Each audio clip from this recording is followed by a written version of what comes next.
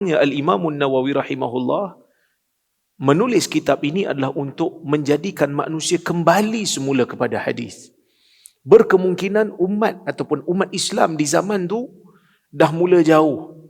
Dikatakan kerana pada zaman itu dah mula muncul, makin kuat gerakan-gerakan tarikat-tarikat yang banyak menggunakan perkara-perkara yang pelik, menggunakan perkara-perkara yang tak masuk akal. Jadi tak salahlah untuk kita baca pada zaman ni.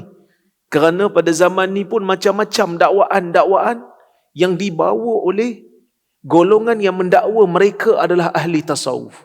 Kita bukan memerangi ataupun kita bukan anti kepada tasawuf. Tetapi kita melihat di sana ada golongan yang menggunakan istilah tasawuf ni untuk menyuntik dan menyebar sesuatu yang tidak benar. Itu yang orang kata apa? Ada, tuan-tuan, saya tak tahu tuan-tuan tengok ke tak, drama bid'ah kan? Jadi viral. Di Malaysia ni mungkin tak begitu panas, adalah panas lah juga, tapi hangatnya di Indonesia. Sehingga kan bilangan tontonan drama tu saja dah sampai kepada bilion. Maksudnya orang, sebab rakyat Indonesia 100 juta, kita 30 juta kan. Macam mana boleh sampai bilion? Mungkin dia orang ulang-ulang tengok berkali-kali. Jadi itu yang jadi bilion tu kan. Itu yang kata pejam mata, bayangkan wajah Walid.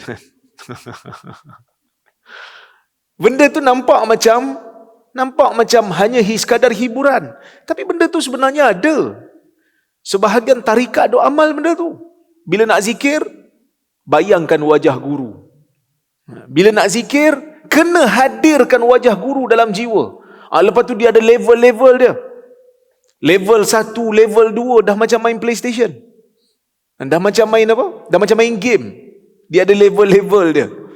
Sampai kepada tahap tertinggi, apa yang dikehendaki Allah Ta'ala dah bagi kat dia kuasa untuk mentadbir alam.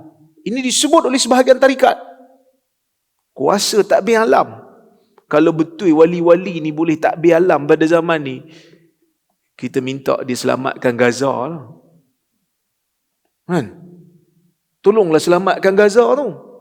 Tapi itu hanyalah dakwaan-dakwaan kosong, hanya sekadar untuk menarik ketaksuban pengikut untuk taksub kepada guru, untuk taksub kepada pimpinan agama, kononnya pemimpin spiritual.